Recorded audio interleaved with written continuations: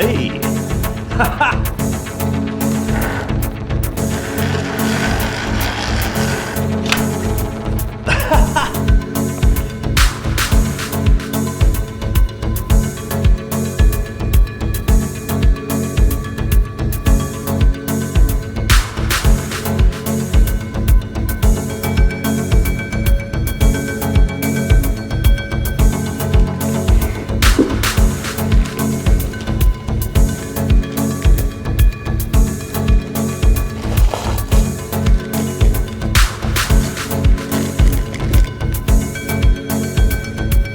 Okay, we've got our taping machine.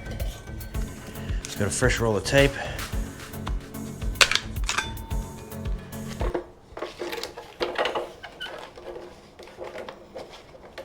With paper tape, there's a front side and there is a back side. The back side is the part, if you zoom in here, come closer, that's the back side, and that's the front side, and it folds in. Folds like that if you're doing internals. So you want the mud on the back. So that sits down into there. Pull that off. That'll slide off. You want to feed this through here. Alright. And essentially the mud goes in there. Clip that back on. Flip your lever. Alright, that's locked in. Mud's in there, and as that's dragging, the tape is being pulled through the mud, essentially. Once that's done, slip your lid on here, all the way down, and then that can be closed up. We're gonna leave it open. Now your mud wants to be wet enough to pour. That looks maybe even a bit thick.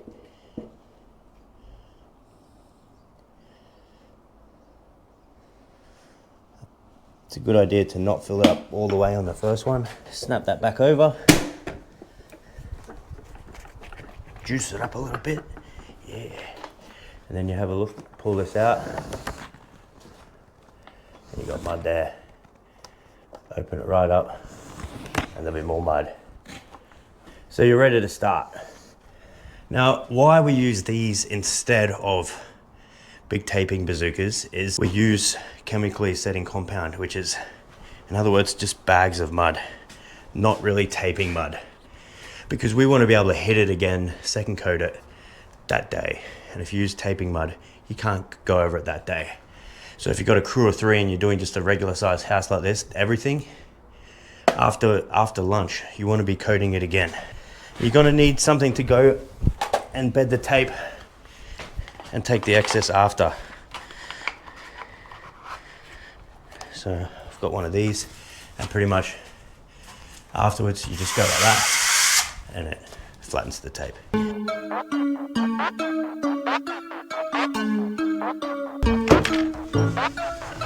Now it is going to pull its paper, so you always leave a little bit of excess.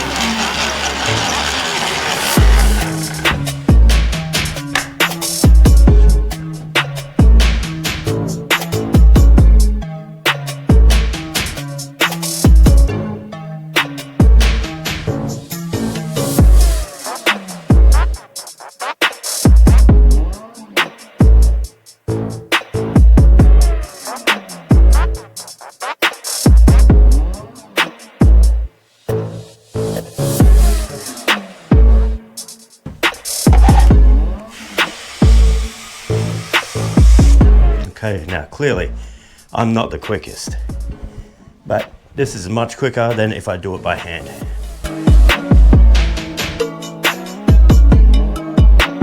Mud is probably a bit thick.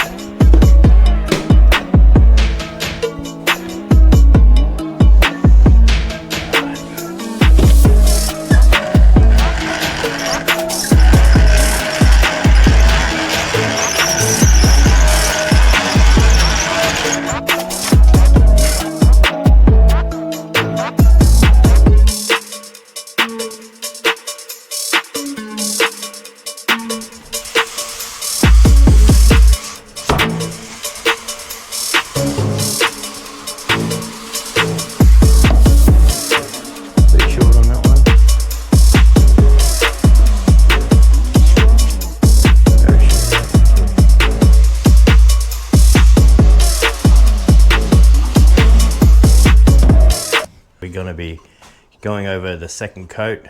So the taping's been done. We're going to be using this flat box. It's called a Drywall flat box. And this is a Columbia flat box. The compound goes in here. And then the handle is going to be pushing the mud through here. It's got a blade there.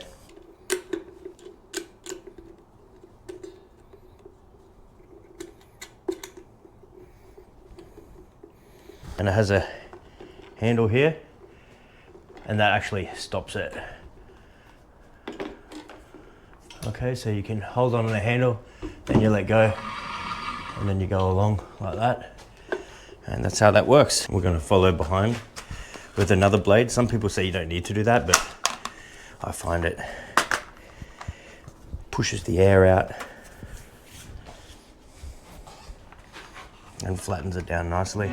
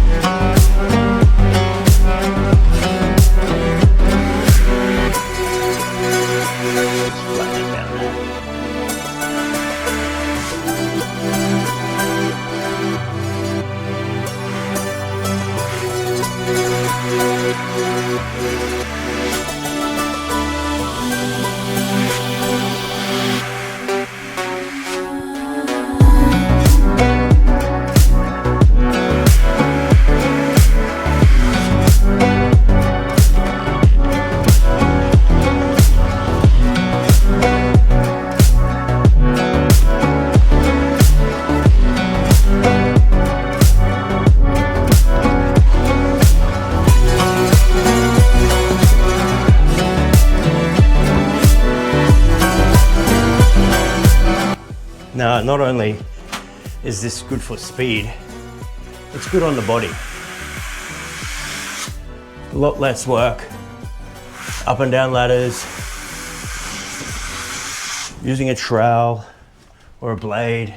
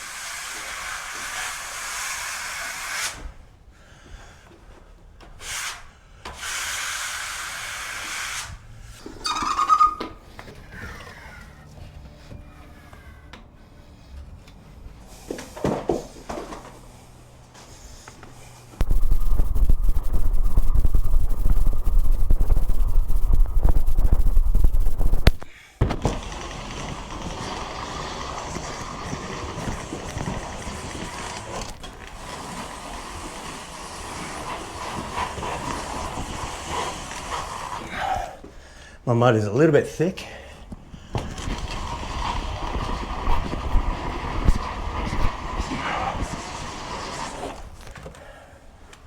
I mean, I always have to go over it with this. I just use it for getting it on there.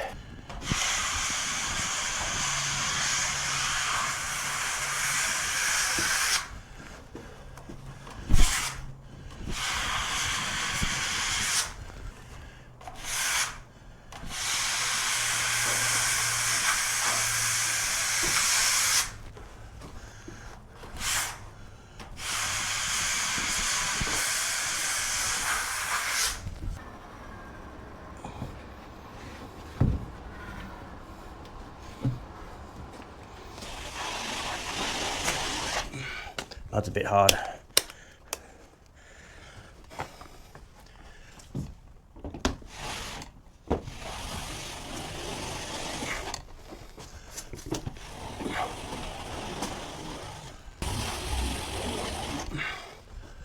That's a bit thick.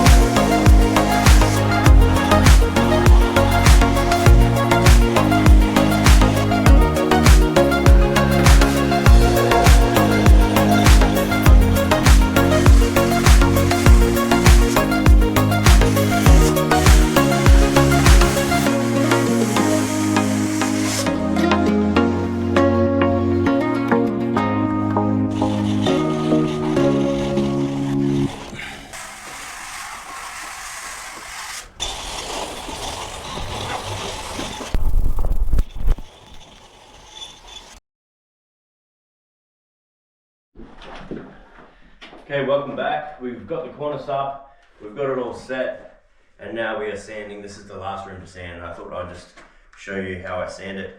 I've got my Makita Drywall sander, battery operated, 18 volt. It works pretty good. It works pretty good. I do have it hooked up to my trusty Makita vacuum. Now I love this vacuum. It might be a bit low powered for this kind of application. It does have a drywall dust filter in it. So it actually works really well. It doesn't blow any puffs of dust or anything like that when you turn it on. But I do think you need a bigger vacuum to get this going well. So I'll just quickly show you how it works. And so it's probably not the best demonstration to show how dust free it is. So, but let's have a look.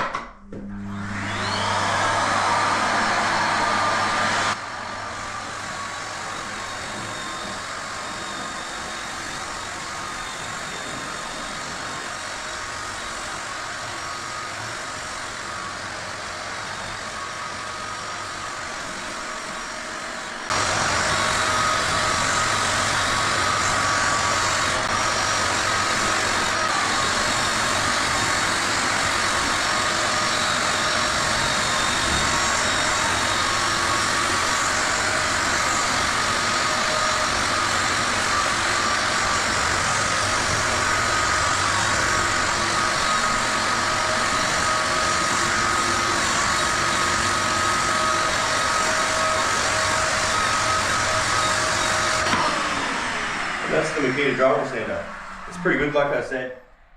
Get a bigger vacuum, would go well, but the battery lasts a long time, and it's a good little bit of kit.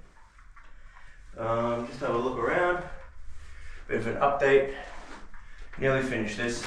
About to sand all of this cornice. That's all done. There's so much extra work in here. The little thing is, when you put these sheets up, there's a recess, and so we have to fill that recess. There's also other little bits behind the cornice line which need to be tidied up before you can really finish. So that's what I'm going ahead and doing. Mwah, look at this ceiling right here. Mwah.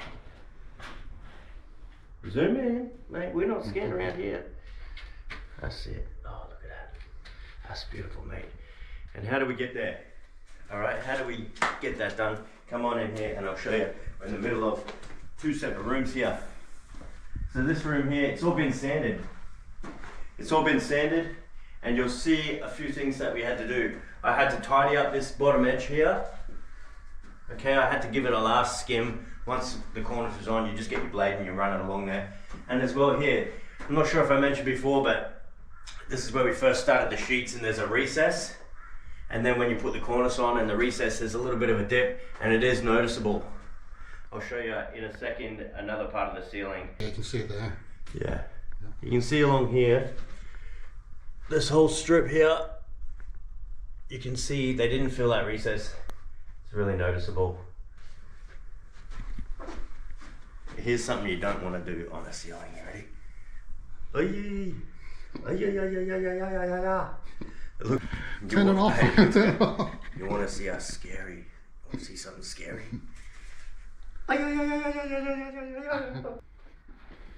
Okay, and if you didn't, we didn't film the cornice part, but this is the cornice. Okay, it's made of paper face gypsum, same as the walls. I don't know how many times I've said that, so many times. But this is ready to paint, and we're gonna use the little handheld spray to go around here. We're gonna do it 1 coat of sealant and 2 coats of ceiling paint, and we're gonna get that done. We're gonna get these ceilings done this afternoon. But in here is one that we've done by hand, first coat. And get up and have a look. It's all turned out really well. This is just 1 coat of paint.